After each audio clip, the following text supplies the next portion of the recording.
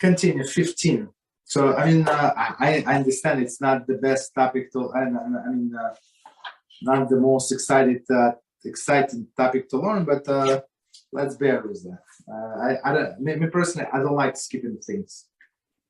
Okay, and plus, so we learn, and in our minds, as I said last time, it should be we're not learning because we're expecting ourselves to become Mourners, Chas v'Shalom, lo aleinu, lo lachem, right? We just learn just in case. First, we learn because it's on our way. That was the next Siman in our book, right? And second, what if somebody would ask us a question, and there is nobody else to ask? You understand? So he's my neighbor. He asked me. He called me. Let's say I'm a simple guy. He knows even less than I am. Or no. Yeah. He knows even less than I am, and he asked me the question. He said, "My father passed away. What should I do?" So okay, so that's why we learn it in our mind. It should be not to bring ayin hara on ourselves. That's the thing. Okay. So continue. Sif number 15. Two mourners who have equal status in regard to the reciting Kaddish, and both capable of serving as a Chazan, and are equally accepted to the congregation to serve in this capability, should cast lots over who should lead the prayers for the beginning of the service. So 45. Let's see the commentary, and we're going to explain. So basically, two people in the first 30 days of the morning. In the big shuls, so as I said, I don't go, the shul is not so big, but in a bigger shul, when they have, 100 members or so, I mean, it's always something going on. I mean, more than 100 people, right? So for sure, it's 1, 2, or 3 mourners, for sure, always, absolutely, unfortunately, but almost always. Okay. So commentary. Due to the halachic ruling, the glory of the king is in a multitude. It is not proper to divide the congregation into 2 groups, with one group praying in another room. If, however, there are usually 2 separate minyanim, which mourner should serve as a chazan for each respective group. Okay. We have to explain this. There is very, very important rule in Judaism, which is said that the glory is of the king in a multitude of his servants, right? So, for example, there is a king arriving to town, right? He comes to your town. So, if 3 people would come to meet him and greet him, or 10,000 people or 100,000 would come to greet him. So the more people come, the more respect you show to the king, right? So it says that it's proper to pray. I mean, it's better to pray in a bigger minyan, if it's possible, than in a smaller one. On one hand. On another hand, if they do not behave properly, if they talk during the prayers, don't behave like people walking around, like talk obnoxiously, and they don't turn off their phone. So it's better for you to go in a smaller minyan. That's no question about it. But if it's normal, like a yeshivish style minyan, so that's the proper way to do it, right? So they say that it's not proper to split minyan. So basically, I mean, usually they don't do it, but some people, they're so particular, they want to say Kaddish no matter what, they want to lead the congregation, especially if it's a yahrzeit, it's the first yahrzeit, and let's say, I don't know how it's possible, everything possible. So 2 people have a first yahrzeit on the same day, let's say what happened, right? So, I mean, this guy wants to lead the congregation, that guy wants to lead the congregation. I'm talking about the Ashkenazi people, right? So now the problem is that another solution is split the minyan. Let's say there are 50 people. So 10 or 15 goes with one guy, and the rest stays with another guy. So this can lead to one congregation, this can lead to another congregation. So the commentary say, don't do it. Don't do it. But do people always listen to this commentary? No, not always. So they would prefer to split the minyan. In many places, there are separate minyanim, right? So, I mean, sometimes at a different time, but some at the same time. One is in one room of synagogue, another in another room. I mean, it's also possible. A question here. So one second. So let me show you. So if there are two separate, so if there are two separate minyanim, there is no problem whatsoever. Okay, this guy leads this one, this guy leads that one, but to split minyan is not proper. So go ahead, the question. So when you say leading the congregation, does it mean being a Hassan always? No. I mean, how to say it? Most of the people do not want to lead the congregation because you have to stand all the time, and you have to strain your voice. You have to like sing or speak very loud. You understand? And you have to speak more than other people do. So the leader speaks much more. So not people are lazy, and unless they have to do it, they would not do it. You understand?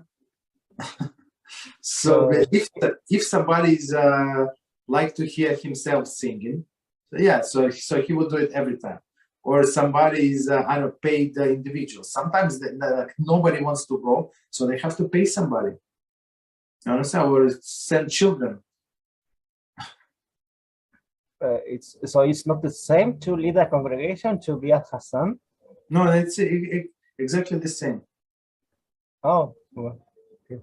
So, but if there are no mourners, right? So people do not want to, like, even some mourners. I mean, they say it's a good thing to do, but there's no such obligation that just because somebody has for shalom lost his father, he has to now lead the congregation. It's a good thing. It helps your father, as they say, but there is no such obligation. As we said, with Sephardic people, they don't do it. You understand? I mean, Ashkenazi tradition, yes, some are very particular. They would, I don't want to say fight, but they would divide. They know exactly. I mean, that's why you need some person who is good organizer. He knows who is coming, who is not coming, who has to say what, and somebody came late. So I mean, has to be a politician also. Okay. So we said that if there are two mourners, so let me start from the beginning because two mourners who have equal status in regard to the reciting Kaddish, or let's say both of them in 30 days of the month, right? And both capable of serving Chazan, and equally acceptable to the congregation to serve in this culpability. I mean, both of them are good guys, normal people. Should cast lots, right? Over the one who should lead the prayers for the beginning of the service. So what he's saying, Kitzur is saying, of course we can split the service. So one can do first part, a second guy can do second part. There is no problem. But he said it's better to split who is going to lead the congregation for the service, better than to split the minyan in two. One should serve as a chazan until Ashrei and Walitzion. Okay, so that's the last section. And the second should serve as a chazan from Ashrei and Walitzion. So I mean, continue to the end. But what I saw, they split even more than these two parts. So let's see. Commentary.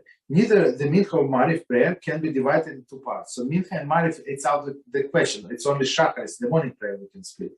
Therefore, when the 30-day mourner, and a Yortzeit observer are in synagogue in Mincha and Marif, okay, so basically it's when only one can serve.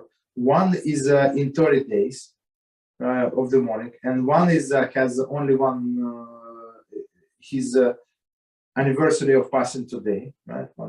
And only one can be a chazan. The 30 days mourner takes precedence and should serve as a chazan. So that guy, the second guy can say Kaddish, but the 30-day mourner person, he's saying the Kaddish. he's leading the congregation. So should serve a Chazan, and the Yortzeit observer should recite Kaddish.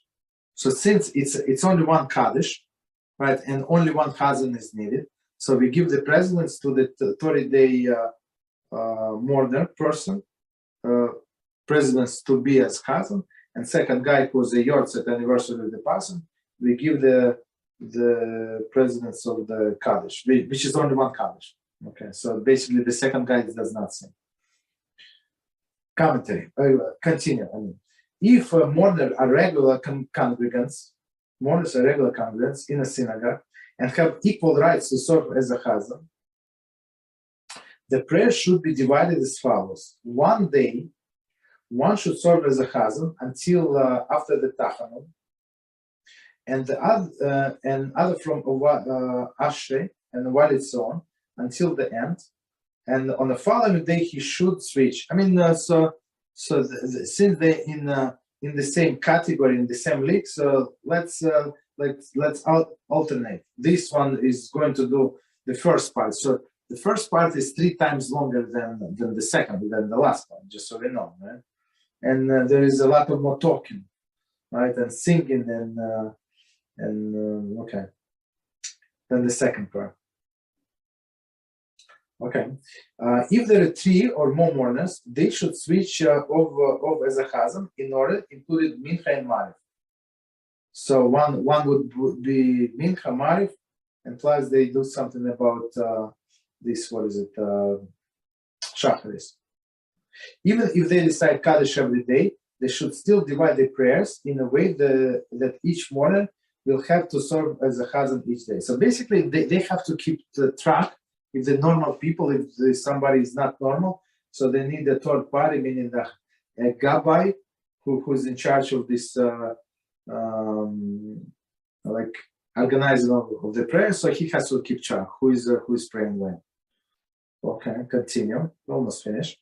If one is unable to lead the prayers, or if one is not acceptable as to the congregation, people don't like him for whatever reason, and the other mourner lead the prayers, the one who leads the prayer is not forfeit thereby his right to recite Kaddish. So it's very interesting statement here. I mean, mind-blowing statement.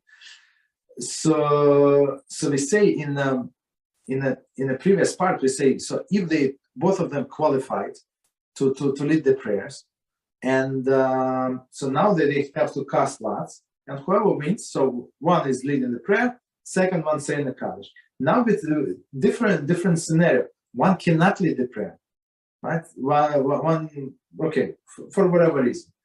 So it does not mean that he gets the Kaddish automatically just because another person is what was it? He's serving as a Chazan, right? He did not forfeit his rights. So let's see. Nevertheless, he should yield. Okay, but we said, come on, the poor guy, just give him a break, right? He should yield. I mean, he's not obligated, but he should yield and allow the Kaddish to be recited by the mourner who did not lead the prayers. And thirdly, he should yield to the minors who cannot lead the prayers. So I mean, the minors, so I saw like I don't. Father was saying Kaddish, and he's I don't know. I'm not sure. Maybe he was 9 years old. Something like they lost the mother. It was another little girl. It was such experience. I mean, unbelievable. So let me just finish the last commentary and we go to questions. The Kaddish was instituted primarily for minors, as we said before. That's right.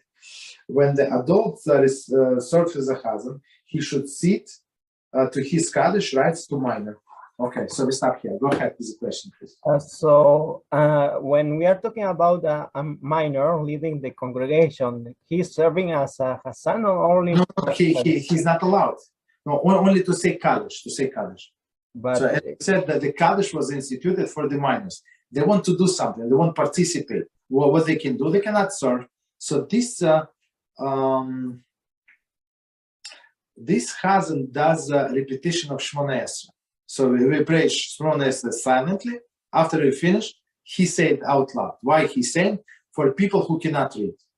But he can absolve me from my obligation to say Shemona Esrei if he is on the same level as obligation as I am. So he cannot absolve me. I have to pray. And for example, a woman cannot absolve me because she's not obligated on the same level as I am. Right? You understand? But adult males can absolve adult males. That's the thing. So in conclusion, this minor is allowed to Say Kaddish. no, the full service. No. Minors are not allowed to lead the service. They're not allowed to say Kaddish. And after the bar, but mitzvah are allowed to lead the yes, of course. In when they 13 years and 1 day, they allow, even on that morning they're allowed to lead the congregation. Absolutely. But this person, this little minor, he has to be mature. He has to understand what's going on. So if he's like our representative in a heavenly court. You understand? So I mean, he has. If he's some boys and 13, they're like babies. Like when I was starting, I was a little grown up. But this 13, it's like they're 9. You look, it's such a baby. He's still playing with the cars. You understand? So he's going to represent me. He's going to ask for parnasa. He's going to ask for help on my behalf. Come on. You understand? Let's get serious here. So, but if he's mature, so that's a different story. Yeah, go ahead. Isn't this leading the congregation job? Isn't a complete, full, apart, separated job which requires another level of training? Which one? To be a chas? To be a chas and to lead the congregation. Of course. I mean, you can train yourself. There is for example on YouTube there is different tunes that somebody is showing. Not sure that like teaches people how to sing and stuff like that. So some things that Chazan does the same. So when you pray alone, you do not say. So basically, if a person, regular person, he knows the prayers by heart. When he prays alone, now when he prays his heart, he starts stumbling and staggering, right? Why? Because it's a new text for him. You understand? So that's and then plus not like some people are shy. Not everybody can even though they're your friends and you know them for many years. So now you're going to lead them. It's not. I tried a few times. And I stopped, because I feel like pressure. I feel pressure when I just were part of the congregation. There is I don't feel the pressure. I do my speed. No, nobody tells me what to do and stuff like that. But here the people start. You're taking too long, maybe. You understand? So I don't like this pressure.